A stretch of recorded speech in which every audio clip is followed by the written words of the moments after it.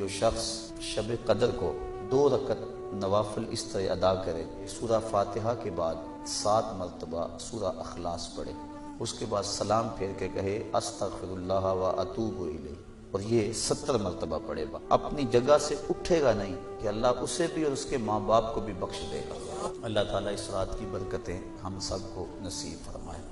صرف 4 اشخاص ہیں جو اس رات محروم رہتے ہیں، ایک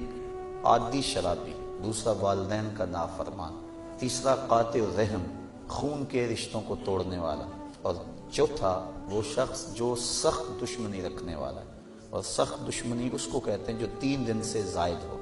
تو جو 3 دن سے زیادہ ناراض ہیں ان کو سخت دشمنی رکھنے والا کہا جاتا ہے۔ تو اس رات کی جرمٹ میں یہ 4 بندے